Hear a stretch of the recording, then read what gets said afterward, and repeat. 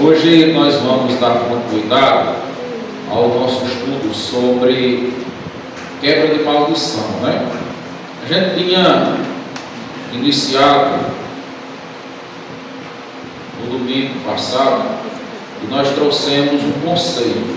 O que a Bíblia fala sobre a quebra de maldição, né? E nós, como cristãos congregacionais, como é que nós vemos essa doutrina? Eu tinha falado para vocês que entre os cristãos existem pontos de vista diferentes, né? Mas o que a Bíblia fala para a maldição ou a bênção? Nós vimos que a questão de maldição ou bênção, conforme se encontra nas Escrituras, é diferente da forma como é tratada, por exemplo, nas religiões de magia, né? E as religiões de magia, elas entendem que a pessoa pega uma espécie de maldição e ali a pessoa está fadada, né, a carregar aquilo ali para toda a vida e que às vezes não vai ter mais jeito. Mas a maldição, ela, conforme se encontra na Bíblia, ela é uma questão de obediência ou desobediência da palavra de Deus. Obediência traz a bênção, né? E a desobediência traz a maldição. E aí nós vimos o exemplo de Davi e Golias. Quem estava aqui no domingo passado vai lembrar que quando foi diante da batalha de Davi e Golias, né? Golias, a Bíblia diz claramente que ele amaldiçoou Davi pelos seus deuses. Então ele acreditava que a sua palavra ali naquele momento ia liberar uma palavra de maldição, e ali algo espiritual pegava em Davi, e isso por si só já ia fazer com que Davi fosse derrotado, Davi fosse amaldiçoado. Davi era um homem que tinha comunhão com Deus, e aí o que Davi faz? Davi diz: você vem a mim com espada, com lança, com escudo, mas eu vou a ti em nome do Senhor dos Exércitos. Davi não se deixou atemorizar, Davi não recebeu aquela palavra de maldição, porque Davi sabia que a palavra de maldição, no sentido maldito, né, no sentido de praguejar, desejar mal ao outro, ela não tem poder sobre a vida daquele que está coberto pelo sangue de Jesus. O que a Bíblia diz? Quando a Bíblia ensina, Jesus diz assim: orai e abençoai por aqueles que vos amaldiçoam.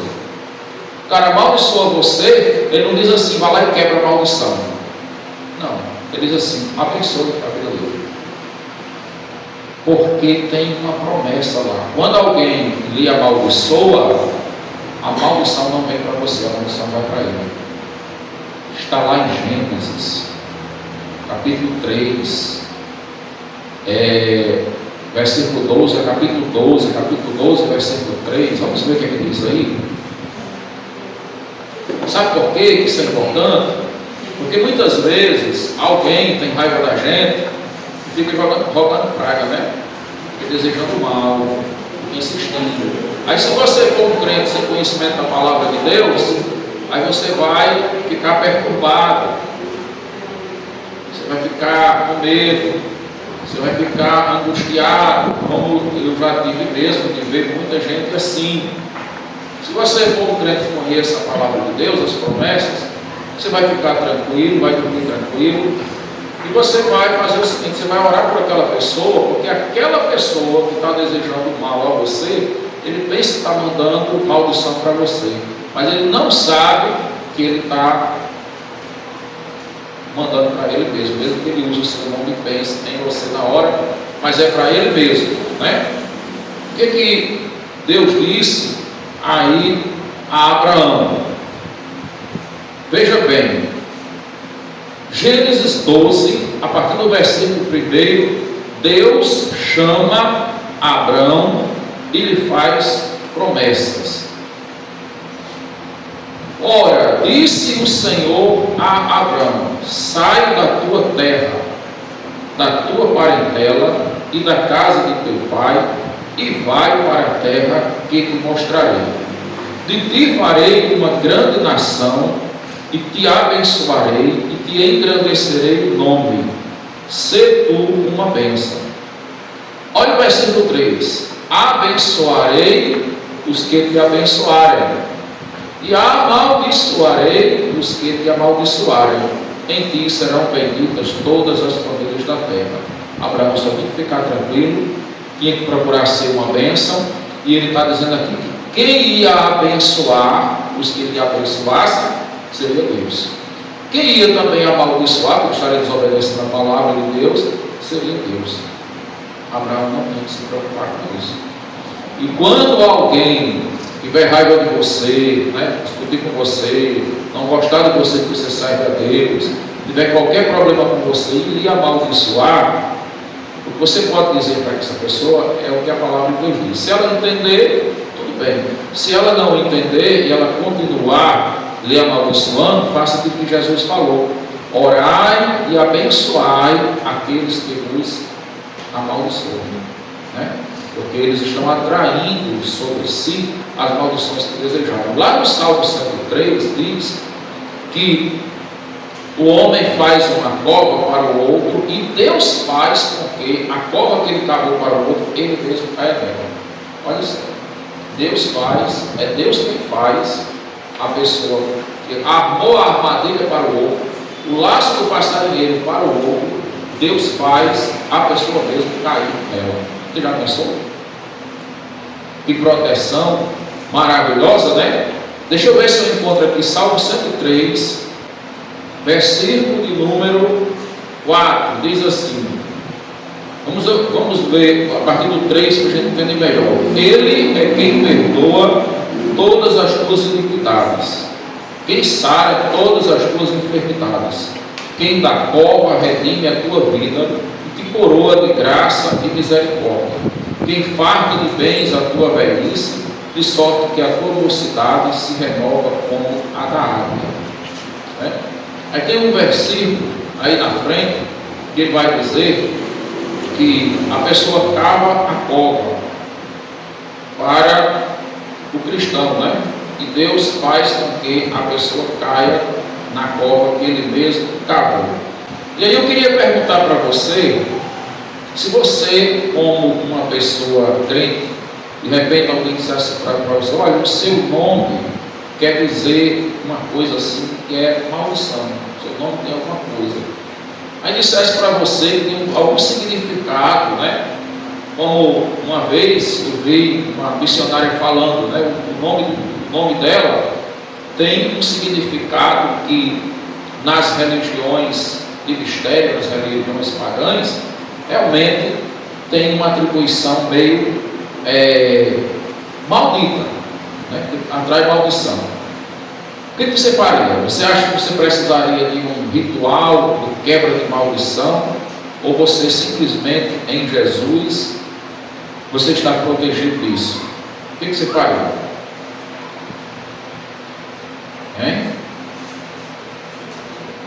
Bom, hoje nós vamos falar sobre essa questão da quebra, O que é a quebra de maldição? Para que serve essa quebra?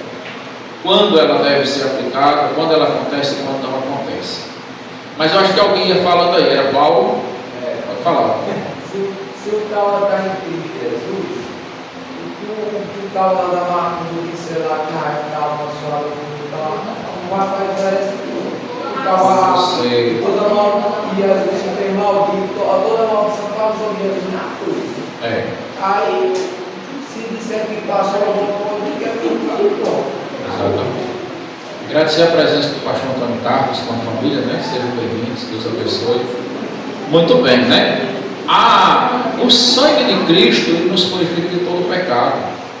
O sangue de Cristo, irmãos, ele quebrou toda a maldição. Quando nós aceitamos Jesus, o seu sangue foi capaz de nos livrar da condenação eterna, uma maldição onde estávamos fadados ao inferno, e o sangue de Jesus nos reconciliou com Deus. Então, se ele fez uma reconciliação para a vida eterna, muito mais, de outras coisas. Deu para encontrar aí, Aninha? Aqui na página 23. Os passos você pode digitar o 43 aqui, aí você vai, ela vai.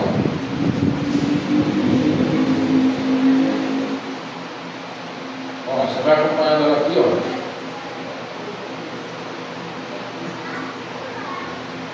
Pronto. Pode descer até na próxima, né? Maldição quebrada. Aí, ó. Quebrado, 7.2, tá no quadro. Isso. Olha, vocês vão acompanhando os textos e vão se antecipando. Veja bem, os crentes em Cristo não devem temer nem preocupar-se com maldições. O que diz Romanos, capítulo 8, versículo 1, né? Mano, botou o texto aqui, vocês vão procurar na Bíblia. Esse texto aí vai ficar mais fácil, né? Romanos, capítulo 8, versículo 1, diz o quê? Agora, pois, já nenhuma condenação há para aqueles que estão em quem? Em Cristo Jesus. Que não andam segundo a carne, mas segundo o Espírito. Não há mais agora nenhuma condenação. Agora estamos em Cristo. Esse agora, ele vai mostrar o quê? Um estado de vida restaurado. Antes havia. Mas agora em Cristo não há mais nenhuma condenação. Não há para quem? Para quem está em Cristo Jesus. Ele pagou, né? Como disse o irmão Paulo, o seu sangue derramado ali na cruz anulou toda a maldição e nos reconciliou com Deus.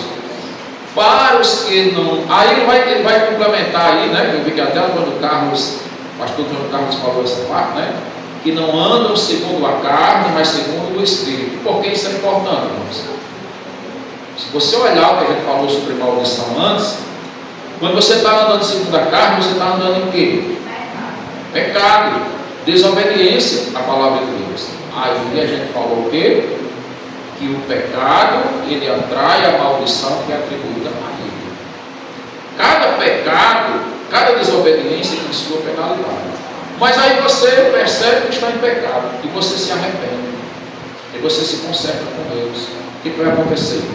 A obediência, ela gera a bênção de Deus nas nossas vidas. Então, se nós estamos em Cristo, como diz Romanos, capítulo 8, versículo 1, não andamos segundo a carne, mas andamos segundo o Espírito, não temos o que nos preocupar. Pois não. Pastor, 2 Coríntios 5,17, aquele que está em Cristo é nova criatura, as coisas velhas já passaram, não se fez novo. Ou seja, se Jesus já fez novidade de vida na uma pessoa, ela está em novidade de vida, então não tem nada velho mais nela. Exatamente, né? Tudo se fez novo. As coisas velhas passaram. Tudo é novo em Cristo Jesus. Nós fomos recriados nele, né? Ressurgidos com ele. Glória a Deus, irmãos, por isso. Isso é muito bom para que a gente não fique atemorizado, né? Porque nós vamos encontrar muita gente desejando mal, assim, maldição. Fique com o seu coraçãozinho tranquilo, né? Tudo é novo na sua vida. Porque todos estamos libertos da maldição imposta pela lei. Gálatas capítulo 3, versículo 13. E a mais terrível das maldições é a morte, que passou com o pecado, né? Em Gênesis capítulo 2, versículo 17, quando o primeiro Adão pecou, o seu pecado, a sua desobediência trouxe a maior de todas as maldições que atingiu a todos nós, passou a todos os homens, a morte. Mas o segundo Adão, como fala em Cristo Jesus, o Adão perfeito, né? Adão homem, Jesus Cristo homem e Deus também, Jesus foi o Adão perfeito, o Adão que não pecou. E aí, em Cristo vem a reconciliação. Ele trouxe a vida a todos os homens que nele creem. Amém, irmãos? Perdeu o seu poder, né? A morte perdeu o seu poder. Romanos capítulo 8, 33 ao 39. Pode ler. Quem tentará a acusação contra os eleitos de Deus? É Deus quem os justifica. Quem os condenará? É Cristo quem morreu, ou antes, quem ressuscitou, o qual está direito de Deus e também intercede por nós. Quem nos separará do amor de Cristo? Será que tribulação, ou angústia, ou perseguição, ou fome, ou nudez, ou perigo, ou espada, como está escrito: por amor de ti, seremos entregues à morte dia e dia todo. Fomos considerados como ovelhas para a matadouro. Nada nos separa do amor de Deus que está em Cristo Jesus, né? Nem a morte, nem a espada, nem as coisas do presente, nem as coisas do porvir. E aquele a quem Deus justificou, quem tentará acusação? Quem pode condenar? Se diante de Deus você está limpo, nós estamos limpos pelo sangue de Jesus. Não há mais condenação, né? Em 1 aos Coríntios, capítulo 15, também, versículos 53 ao 57, ele diz: porque é necessário que este corpo corruptível se revista da incorruptibilidade e que o corpo mortal se revista da imortalidade. Quando esse corpo corruptível se revestir da incorruptibilidade e o que é mortal se revestir da imortalidade, então se cumprirá a palavra que está escrita: tragada foi a morte pela vitória. Onde está, ó morte, a tua vitória? Onde está, ó morte, o teu aguilhão? O aguilhão da morte é o pecado, e a força do pecado é a lei. Graças a Deus que nos dá a vitória por intermédio de nosso Senhor Jesus Cristo, né? Essa bênção aqui, ela está sendo vista dentro de um processo de aperfeiçoamento, porque a Bíblia diz que o último inimigo a ser vencido é a morte, né? Que é a maior de todas as maldições, que entrou por causa do pecado. Mas o corpo corruptível, ou seja, o corpo de matéria, o corpo que se degenera por causa da doença, da morte, do pecado que entrou no mundo, ele vai ser revestido da imortalidade. E aí Paulo vai dizer que nós receberemos um corpo semelhante ao corpo de Cristo Jesus, né? Corpo de Cristo Jesus, corpo espiritual, para vivermos eternamente com Ele. Então, a maldição que é quebrada, ela foi quebrada na cruz. Aquele que aceitou Cristo, o sangue de Jesus lhe purificou de todo o pecado, e houve aí uma quebra de maldição. Se tornam desnecessários aqueles rituais, né, onde muitos cristãos ficam perturbados no dia de noite, quebra hoje, desmancha hoje, quando é amanhã a pessoa já acha que está imaculado de novo, depois já quebra de novo, e fica aquele quebra e renova, e quebra e renova, e parece que o mundo espiritual fica como se fosse uma brincadeira. Deus desmancha, o diabo vai lá e faz de novo, Deus desmancha e o diabo faz de novo. Quando é o contrário, né? A gente viu lá em 1 João, acho que capítulo 4, se não me engano, versículo 3, ou ao contrário, que vai dizer que o Filho de Deus se manifestou para desfazer as obras do diabo. Então, Jesus desfez, ele desmancha e ele liberta, e aquele que foi libertado por Cristo está liberto. Agora, no 7.3, a gente vai ver ali, a maldição hereditária, né? A maldição hereditária. Qual é a ideia de maldição hereditária? A chamada maldição hereditária, que consiste em acreditar-se que os pecados, alianças e padrões estabelecidos pelos antepassados, com base em Êxodo 20, versículos 5 e 6, e Deuteronômio 5, 19 e 10, deve ser doutrina rejeitada pelas seguintes razões. O que diz aí? Vamos ver o que está escrito em Êxodo capítulo 20, versículos 5 e 6. Não as adorarás, nem lhes darás culto. Está falando das imagens, né? Vem em cima. A partir do versículo 4 você vai perceber isso. Não farás para ti imagem de escultura, nem semelhança alguma do que há em cima dos céus, nem embaixo na terra, nem nas águas debaixo da terra. Não as adorarás, nem lhes darás culto, porque eu sou o Senhor teu Deus, Deus zeloso, que visito a iniquidade dos pais e dos filhos até a terceira e quarta geração daqueles que me aborrecem, e faço misericórdia até 1000 gerações daqueles que me amam e guardam os meus mandamentos.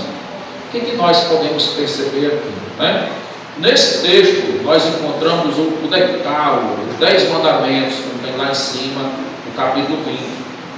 E aí a gente vinha falando anteriormente sobre as maldições que são impostas na lei. Então, na lei de Deus, um dos mandamentos que ele fala ali é contra a idolatria, né? Não fazer para ti imagens, esculturas em semelhança de uma para lhe adorar. Aí ele vai dizer, porque eu sou Deus zeloso, que visita a iniquidade dos pais, dos filhos, até a terceira e quarta geração daqueles que me aborrecem. Veja que essa maldição aqui, que Deus está prometendo visitar o pecado do pai nos filhos, até a terceira e quarta geração, ela quebra a lei de Deus, quando a idolatria substitui Deus por outro Deus e rejeita Deus. Então é uma quebra da lei. Agora, o que Deus está falando aqui de visitar essa iniquidade dos pais dos filhos? Quando você vê gerações sem a palavra de Deus, né? Então aquelas gerações sem a palavra de Deus, sim, as consequências dos pais podem cair sobre os filhos. Deus visita. Mas vamos dizer que aqueles filhos se converteram, porque o que está em jogo aqui é a diferença da questão: você está protegido pelo sangue da cruz. Quem vinha estudando angelologia, falando sobre a questão falou sobre aquele texto também aqui no jogo passado, e Jesus diz assim: o Espírito ele anda e procura lugares secos, né? Quando você não tem Cristo na sua vida, você está exposto a tudo, você está desprotegido. Mas Cristo, o sangue de Cristo nas nossas vidas, é o que nos cobre, é o que nos guarda dos esconderijos de Deus. Então, Deus muitas vezes sim castigou Israel por causa dos pecados dos seus antepassados. A idolatria trouxe maldição e aquelas maldições passaram ali. Mas Deus poupava aqueles que lhe obedeciam, e por causa dos que lhe obedeciam, Deus muitas vezes perdoou, né, e poupou os filhos de Davi, os filhos os descendentes de Abraão. Quantas vezes encontra na Bíblia alguém estava lá e Deus dizia assim: eu ia castigar Israel, mas me lembrei de Davi, e por causa de Davi eu não castiguei. Eu ia destruir alguém, mas me lembrei de Jacó, me lembrei de Abraão, me lembrei das promessas que fiz a Davi. E aí, quando Deus se lembrava, Deus poupava aquelas gerações por causa da sua misericórdia, né? Só que no Novo Testamento, nós estamos falando de quê? No Novo Testamento, a gente vai ver que é possível também uma pessoa que consagrou sua família, aquela família ali, ela não está coberta pelo sangue da cruz, é possível sim que a família toda sofra maldição. Mas quando alguém aceita Cristo, aquela maldição do pai, do antepassado, não está na vida daquela pessoa. Por quê? Porque a gente falou há pouco. Quando você se converte, tudo foi destruído na cruz de Cristo. Cristo quebrou com o seu sacrifício ali toda a maldição.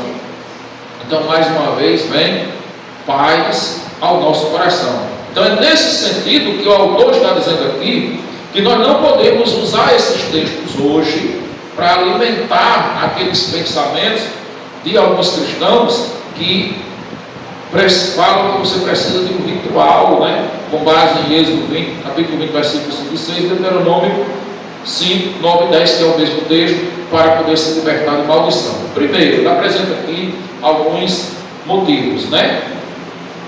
Quem amaldiçoa é Deus, por desobediência a Ele. Ele é quem age, visitando a maldade dos pais e dos filhos, que continuam praticando os mesmos pecados. Então, essas maldições, as maldições da lei, na verdade, são o quê? São os castigos, as correções de Deus. Que Deus, por ser bom e misericordioso, mesmo quando Ele castiga, ou seja, quando Ele amaldiçoa, se você quiser usar a linguagem, Ele ainda é benevolente. Mesmo quando Ele amaldiçoa, se a pessoa reconhecer e se converter, ela passa para o estágio da bênção de Deus, da transformação de Deus, né?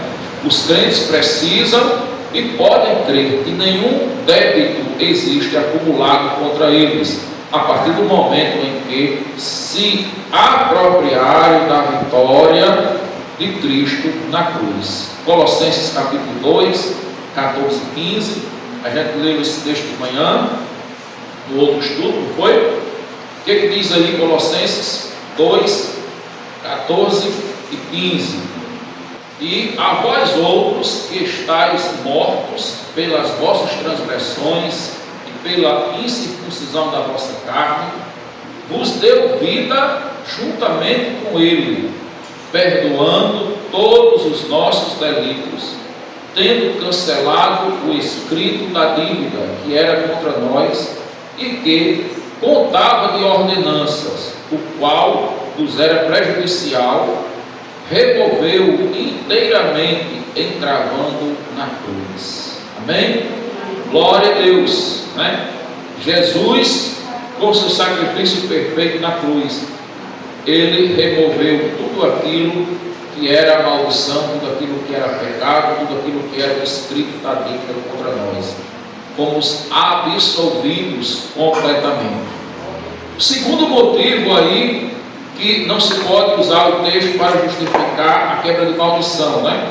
Acreditar que as maldições familiares se transmitem automaticamente, ter-se-ia de acreditar que as bênçãos também sejam automaticamente transmitidas. Não é bem lógico isso? Se, por causa do pecado dos filhos, as maldições, pecado dos pais, as maldições são transferidas aos filhos, então a obediência dos pais e as bênçãos dos pais também deveriam ser transferidas aos filhos.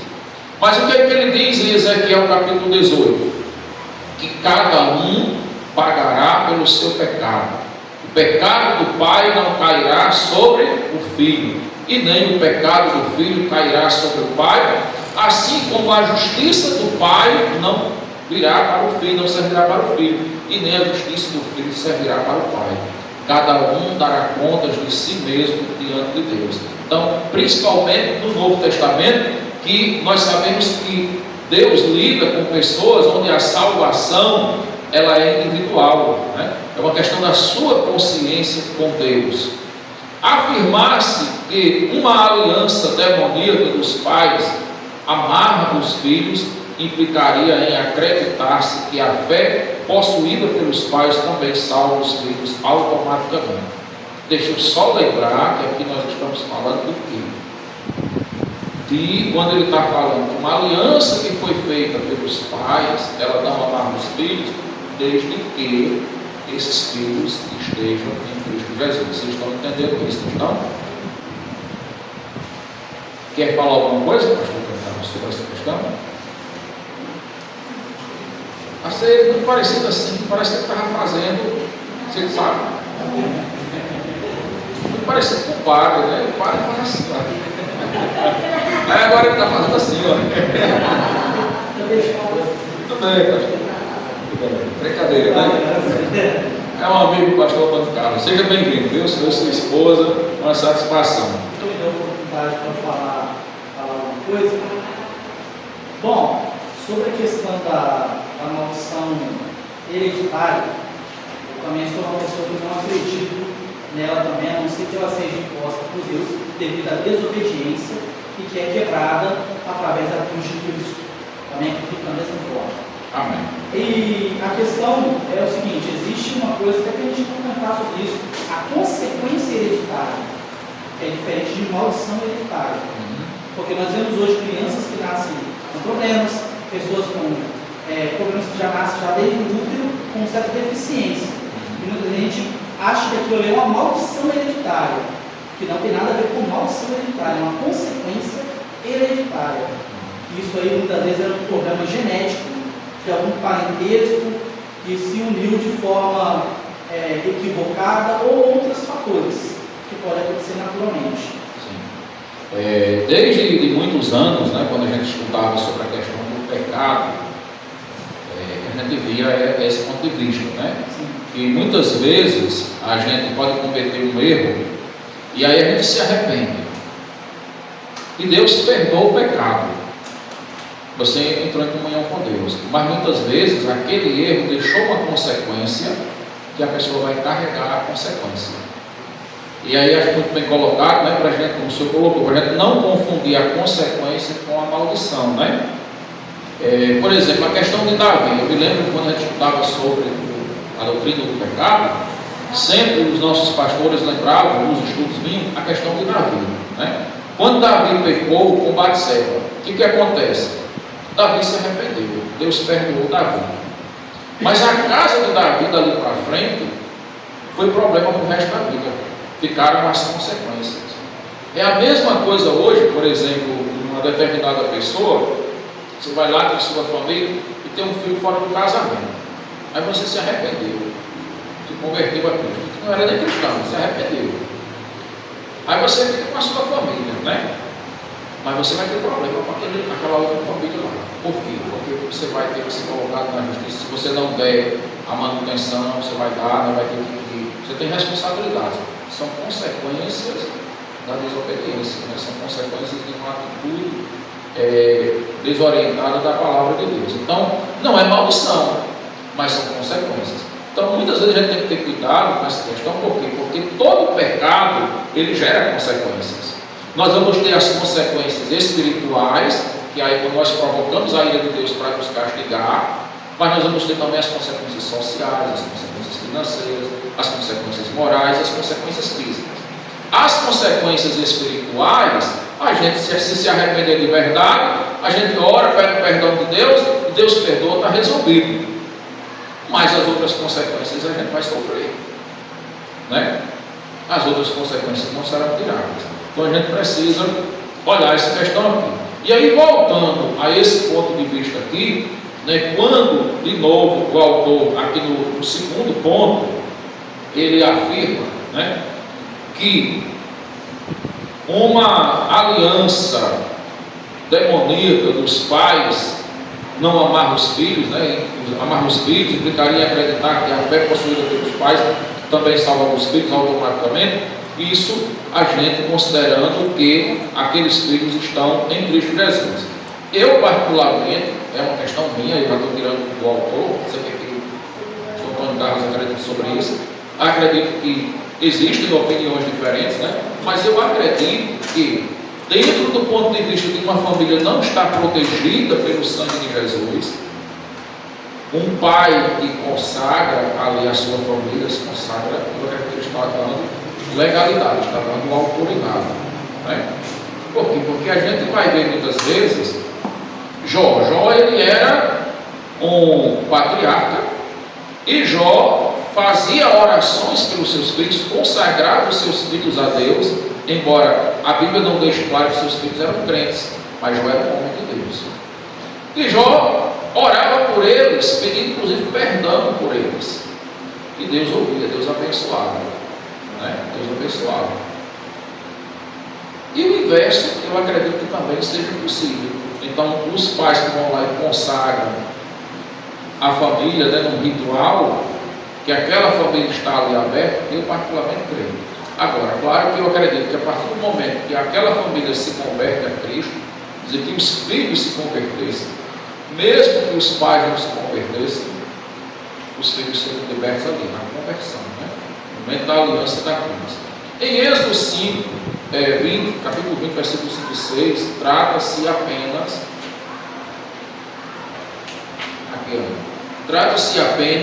do desdobramento tanto do pecado da desobediência quanto da obediência na vida dos descendentes. Terceiro ponto aí, a responsabilidade humana é espiritual. Eu já começo a trazer mais para essa ideia que nós temos hoje do que do Novo Testamento, né? Ele dá Romanos capítulo 14, versículo 2, e Ezequiel capítulo 18, que foi o que eu já citei agora há pouco, mas a gente vai ver aí alguns versículos também de Ezequiel. Primeiro, Romanos capítulo 14, versículo 12. Veja o que está escrito aí, Romanos 12, 12, diz assim: assim, pois, cada um de nós dará contas de si mesmo a Deus. Quem está dizendo isso? Paulo diz isso também na carta aos Coríntios. E cada um dará contas de si quando comparecer diante do trono branco, diante do juízo final. Cada um responderá pelos seus próprios atos, pelas suas próprias obras diante de Deus. E em Ezequiel, capítulo de número 18, Ezequiel 18:4 já fala, né? Aí você pega a promessa de Deus a partir do versículo 3, ele diz: tão certo como eu vivo, diz o Senhor Deus, jamais direis este provérbio em Israel: eis que todas as almas são minhas, como a alma do pai, também a alma do filho é minha. A alma que pecar, essa morrerá. Sendo, pois, o homem justo e fazendo juízo e justiça, não comendo carne sacrificada dos altos, nem levantando os olhos para os ídolos da casa de Israel, nem contaminando a mulher do seu próximo, nem se chegando à mulher na sua menstruação, não oprimindo a ninguém, tornando o dever ao devedor a coisa penhorada, não roubando, dando o seu pão ao faminto, cobrindo o nu com vestes, não dando o seu dinheiro à usura, não recebendo juros, desviando a sua mão da justiça e fazendo verdadeiro juízo entre homem e homem, andando nos meus estatutos, guardando os meus juízos e procedendo retamente, o tal justo certamente viverá, diz o Senhor dos Exércitos. Né? Outro versículo importante aí é o versículo de número 18. Ele diz assim: quanto a seu pai, porque praticou extorsão, roubou os bens do próximo e fez o que não era bom no meio do seu povo, eis que ele morrerá por causa da sua iniquidade. Mas dizeis: por que não leva o filho à iniquidade do pai? Porque o filho fez o que era reto e justo e guardou todos os meus estatutos e os praticou, por isso certamente viverá. Agora olha o versículo 20 e o versículo 21. A alma que pecar, essa morrerá. O filho não levará a iniquidade do pai, nem o pai a iniquidade do filho. A justiça do justo cairá sobre ele, e a perversidade do perverso cairá sobre este. Mas se o perverso se converter de todos os pecados que cometeu, e guardar todos os meus estatutos, e fizer o que é reto e justo, certamente viverá, não será morto. De todas as transgressões que cometeu, não haverá lembrança contra ele. Pela justiça que praticou, viverá. Então veja que até no momento que Deus castiga, que Deus lança a sua ira, a sua indignação para cobrar pelo pecado, Ele é misericordioso e Ele ainda dá chance ao perverso de se arrepender dos seus pecados e viver. Porque nesse texto também que vai dizer que Deus não tem prazer na morte do homem, nem mesmo o perverso. Antes Deus quer, Deus espera que o perverso se converta e viva, né? Deixa eu continuar lendo esse texto porque ele é bom. Versículo 23, ele diz assim: acaso tenho eu prazer na morte do perverso? Diz o Senhor dos Exércitos. Não desejo eu antes que ele se converta dos seus caminhos e viva? Mas desviando-se o justo da sua justiça e cometendo iniquidade, fazendo segundo todas as abominações que fez o perverso, acaso viverá? De todos os atos de justiça que tiver praticado, não se fará memória. Na sua transgressão, com quem transgrediu, e no pecado que cometeu, neles morrerá. Você vê que a justiça de Deus, ela é reta para todos os lados. Ao mesmo tempo que ele disse que se o perverso se converter do seu pecado e agora praticar justiça, Deus apagou o pecado quando ele se converteu, e Deus não lembrará mais disso.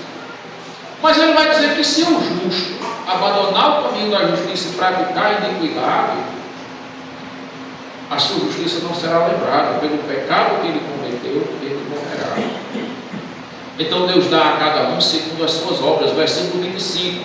No entanto dizeis: o caminho do Senhor não é direito. Ouvi agora ao caso de Israel. Não é o meu caminho direito? Deus está questionando. Não são os vossos caminhos tortuosos? Desviando-se o justo da sua justiça e cometendo iniquidade, morrerá por causa dela, da iniquidade, né? Da iniquidade que cometeu, morrerá. Mas convertendo-se o perverso da perversidade que cometeu e praticando o que é reto e justo, converterá ele a sua alma em vida, pois se considera e se converte de todas as transgressões que cometeu, certamente viverá, não será morto. Amém? Que o Senhor esteja nos abençoando por essa palavra, né? Continuando aqui, maldição de nomes. Aí eu queria fazer uma pergunta, né, que eu tinha feito lá na frente. Eu vi uma vez uma missionária dizendo que ela, depois de missionária, estava no campo, ela descobriu que o nome dela significava filha de Iemanjá. E ela disse que ficou preocupada, né? Foi pesquisar. Aí disse que ficou orando, vou orar a Deus para que todo mal seja quebrado, que nada aconteça sobre a minha vida, e a partir de agora eu creio que o sangue de Jesus está sobre mim. E ela disse que ficou em paz. Mas ela ficou com essa experiência para compartilhar, né? Que é o nome Janaína, né? Janaína significa filha de Iemanjá, né? E aí não era nem para dizer isso para vocês, né? Só falar a filha, mas não dizer o nome. Mas não se preocupe não, a gente vai ver o que a Bíblia diz aqui. Então o que acontece? O que você faria se você soubesse? Tem vários outros nomes. Olha só, existe um livro baseado nos conceitos mais judaicos, né? Porque os judeus, eles são muito supersticiosos. E se você olhar o pessoal da macumba, é pura superstição. E se você olhar muitos crentes hoje, né, pastor, é pura superstição. Tem muita superstição dentro da igreja também. Então o que acontece? Os judeus têm muito essa coisa de que há poder nos nomes. Há poder nos nomes. E aí tem um livro lá para você escolher o nome do bebê. Até há pouco tempo vendia esse livro aí na internet, né? Porque aqueles nomes que têm um significado mais de bênção, mais bíblico. O que acontece, gente? Eu volto de novo àquela questão, quando a Bíblia diz assim, que a maldição do homem. Isso é muito bom você estar em paz com você, porque a gente vê todos os dias crente com medo, né? Fulaninho teve raiva de mim, aí na sua raiva desejou mal. Agora, nada vai dar certo, mas a pessoa passa aqui na cabeça, né? E a pessoa já ficou embacumbada, ele se macumbou, não foi o outro. É a pessoa que psicologicamente, é a macumba psicológica que você atrai, né? Toma posse, né? Embora aquela palavra não tivesse poder em si, mas o efeito psicológico, ele vai gerar sim um problema, porque você pegou aquilo. É aquela questão lá de Davi e Golias. Davi não pegou aquilo para ele. Pois não. Pastor, o senhor falou sobre isso, eu lembrei de uma coisa. A gente, quando a gente estuda psicanálise, psicologia, a gente aprende que as palavras têm sim um poder, mas um poder de influenciar. Um pai, por exemplo, que às vezes fica fazendo que o filho escute toda hora da boca dele que ele é fracassado, derrotado, que ele não consegue. Aquilo ali pode trazer perturbações para aquela criança ali, na maioridade dela no futuro. Mas não quer dizer que isso aí seja alguma coisa espiritual. Isso é uma coisa tão natural como qualquer outra coisa. Não tem nada a ver com espiritual isso aí. O que eu vejo, né? A palavra, ela tem o poder que a gente atribui a ela. Né? Por exemplo, eu já ouvi muita gente que desejou tudo de mal para mim. E até hoje estudo. Como eu estudo. E já ouvi desde criança, todo tipo de coisa.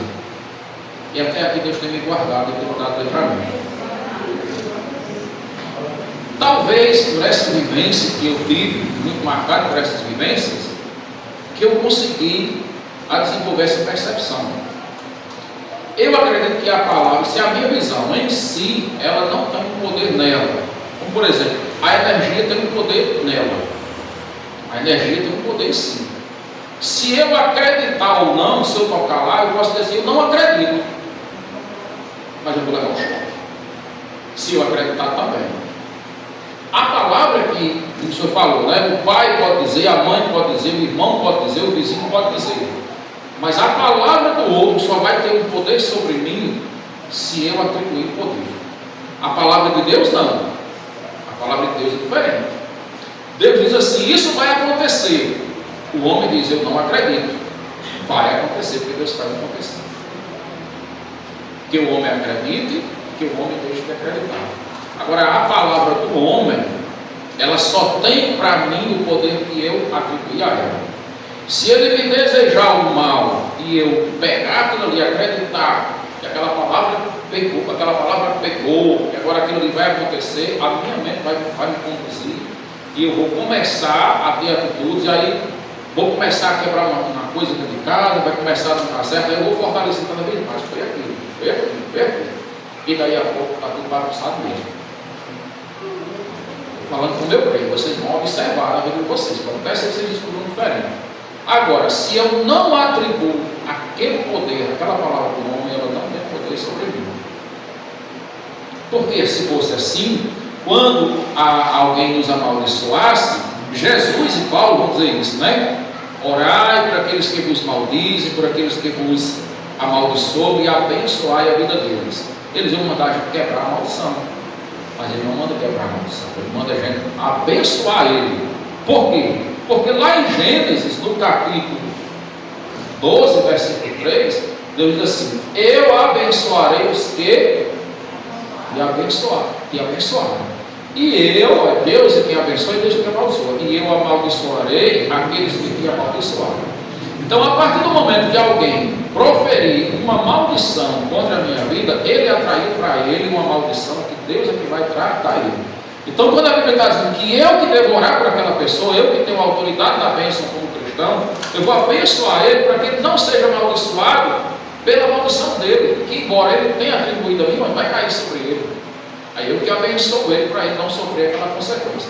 Mas eu estou isento, porque eu estou coberto pelo sangue da cruz. Agora é claro, se a pessoa não tiver coberto pelo sangue da cruz, se você não tiver fortalecido pela palavra, aí a vida espiritual está aberta, aí vai entrar aquela maldição lá que vem do ocultismo, né? Que vai pegar. Eu percebo muito claramente que Golias tentou fazer isso com Davi, né? Quando Davi se apresenta para a batalha, a primeira coisa que Golias tentou fazer com Davi, ele não tentou intimidar pelo seu físico, ele tentou intimidar pela palavra de maldição.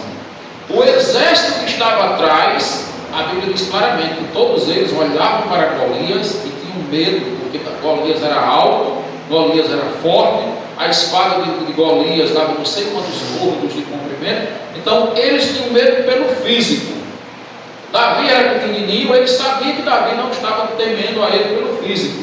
Aí ele usa a estratégia de amaldiçoar Davi ali, né? Quando ele diz assim, a Bíblia diz claramente lá, ele amaldiçoou pelos seus deuses e disse que entregaria a sua carne aos cães e tal, e Davi ele vai dizer assim, Davi não pega a palavra dele, né? Se fosse qualquer outro soldado ali, os caras já estavam vindo com medo do físico. Agora tinha a palavra de maldição, eles tinham sido derrotados, nenhum seria, né? Até porque ninguém se dispunha a enfrentar, já estavam derrotados ali. Por quê? Porque a nossa mente, isso aí vai influenciar a nossa fé. Se nós como cristãos, nós construirmos uma fé supersticiosa, a gente vai deixar de fazer muita obra de Deus, porque o diabo usa essas estratégias, né? O diabo usa essas estratégias. Essa semana, alguém falou para mim e disse, olha, teve uma pessoa que foi fazer uma visita em um determinado lugar e encontrou uma pessoa lá com algumas características meio de possessão, né? Aí a pessoa disse, não, tem que ter um pastor, vamos chamar o pastor Wagner aqui. Será que ele tem o dom de expulsar demônios? Né? Então assim, expulsar demônios é uma autoridade que todo crente tem. Todo crente tem essa autoridade de expulsar demônios. Você está em Cristo, você tem autoridade, né? Mas a pessoa que estava lá disse assim, eu não vou mexer nisso aí porque eu não tenho esse dom. Aí eu me lembrei de uma história que contaram aqui na igreja, né? Que chegou uma vez uma mulher no culto, numa igreja congregacional, isso aconteceu numa igreja congregacional do Ceará. Aí a mulher se manifestou no culto lá, e o demônio valente, falando as coisas. Aí o pastor foi expulsar, né? Quando mandou ele sair, aí ele disse assim: olha, eu saio dela, mas eu vou para você. Então vai ficando por aí mesmo, aí é o seu lugar, né? Então não saia não, vai ficando por aí mesmo, né? Então fique por aí mesmo, não saia não, esse aí é o seu lugar, certo? O que acontece? O diabo ele tenta intimidar, né? E aí, meus irmãos, quantos e quantos cristãos, como é que se você está cheio do Espírito Santo, o Espírito Santo está na sua vida, né? Você está em comunhão com Deus, onde é que o diabo vai invadir a sua vida se Deus está? A não ser que você saiba que Deus não está. Mas se você sabe que Ele está, não deve resistir ao diabo, e o diabo deve fugir de você, né? E o cara desistiu e deixou a menina lá, né? Então, muitas vezes, nós construímos para nós uma fé supersticiosa. E olha, como eu tenho visto muitos cristãos sofrendo com essa fé supersticiosa. É sofrido, irmão. O crente que constrói uma fé supersticiosa, ele vai sofrer muito. Porque aquela batalha espiritual que tem lá se torna mais complicada. E o inimigo, ele vai mesmo, né? Ele vai tentar levar a pessoa na brincadeira, né? Ele vai ganhar pelaquela palavra lá do engano. Então, muita firmeza naquilo que o Senhor nos tem dado, tá certo? Vou só terminar esse pontinho aqui. Sobre a questão dos nomes. Não há fundamento para a crença de que nomes carregam em si maldições e que, por isso, nomes de pessoas e lugares precisam ser mudados e estão relacionados ou têm origem em nomes de santos e divindades do mal, né? Mesmo que tenha, por exemplo, na Bíblia, quando Daniel, Sadraque, Mesaque e Abednego foram levados para a Babilônia, eles foram rebatizados. Eles tinham seus nomes judaicos e eles receberam nomes pagãos, que eram os nomes dos deuses pagãos. Ou seja, eles usaram do poder lá, e quando deram aqueles nomes, eles acreditavam que eles iam receber a influência daqueles deuses, né? Como se eles tivessem sido batizados, consagrados àqueles deuses. Mas eles não mudaram a sua comunhão com Deus. Apesar de eles terem nomes pagãos lá, eles não se tornaram pagãos, e os deuses pagãos, que eram demônios, não exerceram influência na vida deles. Eles mantiveram a sua comunhão com Deus. Deus não se afastou deles em nada. Deus não deixou de ouvir as orações deles em nada. Deus não deixou de abençoar eles em nada. E eles em nada deixaram de continuar recebendo a vitória de Deus. Então tem coisa na Bíblia, tem nomes sim, de lugares que eram nomes pagãos, né? E aí você não vai precisar agora, mas se você descobrir, então você vai ter que mudar o seu nome, fazer um novo registro, mexer com justiça, e ficar preocupado, e fazer um ritual de quebra de maldição. A maldição foi quebrada na cruz, em nome de Jesus, né? As provas da inconsequência desta crença podem se dar mediante a consideração de nomes de personagens bíblicos. Daniel e seus amigos receberam nomes de deuses pagãos, contudo, continuaram fiéis ao verdadeiro Deus. Daniel, capítulo 1, versículo 7. Vamos ver aí? Quem estava em Ezequiel é o próximo livro, né? Ezequiel, Daniel, está bem pertinho aí, né? Capítulo 1, versículo 7, que diz assim: o chefe dos eunucos lhes pôs outros nomes, a saber, a Daniel, o de Beltesazar, a Ananias, o de Sadraque, a Misael, o de Mesaque, e a Azarias, o de Abednego. Quem foi que pôs o nome? O chefe dos eunucos deu outros nomes a eles. E eles atendiam por aqueles nomes. Eles estavam ali naquele reino pagão, eles eram conhecidos por esses nomes, atendiam por esses nomes, mas eles tinham os seus nomes dados pelos seus pais. E isso não trouxe influências negativas sobre a vida deles, porque, mais uma vez, a influência negativa vai vir se você receber. Se você acreditar que aquilo vai lhe fazer mal, vai lhe fazer mal. Mas quem está fazendo mal? O seu pensamento, a sua mente. Se você não acreditar, aquilo não tem em si uma força, porque o poder de Deus que lhe cobre, né, que é escudo, que lhe protege, faz com que nada atinja a sua vida. Você crê nisso? Sabe por que é importante vocês refletirem sobre isso?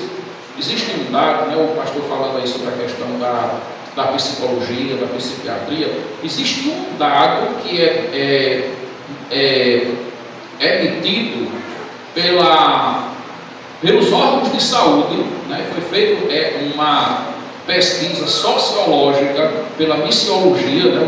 Os missionários evangélicos e cristãos, incluindo católicos também, e eles descobriram que 70% das pessoas que hoje fazem tratamento psiquiátrico são cristãos. Isso é um dado verdadeiro. 70% das pessoas que fazem tratamento psiquiátrico são cristãos. Fica apenas 30% para os ateus, para quem tem outras religiões, para quem não tem religião nenhuma. E por que isso, meus irmãos? É uma coisa a se perguntar, porque a religião, o Evangelho de Cristo, ele vem para nos curar. Mas existem muitas doutrinas que estão sendo adoecendo o público. A gente pode matar ou dar vida daquele público. Se a gente não tiver cuidado com o que nós estamos pregando, com o que nós estamos ensinando, a nossa doutrina pode estar desvinculada do que a Bíblia ensina e a gente pode estar gerando problema nas pessoas. Então, o pastor, o líder, ele tem que ter essa responsabilidade de saber que nós temos que levar uma palavra para curar em nome de Jesus, para salvar em nome de Jesus, para libertar em nome de Jesus. A gente vê hoje muitos irmãos preocupados, né? O cara tem que passar um óleo lá para ungir a parede do muro, tem que passar um óleo para ungir o carro, para ungir a moto, tem que ungir o portão da casa, né? Tem que ungir o telhado lá do comércio dele, a chave do comércio. E aí, uma vez por semana ele esqueceu, estava naquela correria, não deu para renovar aquela unção, aí já está preocupado, achando que o mal entrou ali, e ele vai achar que o mal deixou de entrar, que foi protegido por causa daquela unção lá.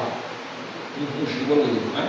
Quando na verdade a unção que nos protege é a unção de Deus nas nossas vidas, é a guarda do Senhor nas nossas vidas. Então, só para terminar, a genealogia de Jesus inclui nomes outrora comprometidos com pecados e com a herança estranha à relação entre Deus e Israel, e do paganismo. E isso não comprometeu a santidade do Filho de Deus, nem lhe acarretou qualquer maldição. Mateus capítulo 1, versículos 3, 5 e 6. O 3 diz assim: Judá gerou a Tamar, de Tamar a Pérez e a Zera. Pérez gerou a Esrom a Arão. Versículo de número 5. Salomão gerou a Raabe e Boaz. Este de Ruth gerou a Obed e Obed a Jessé. Versículo 6.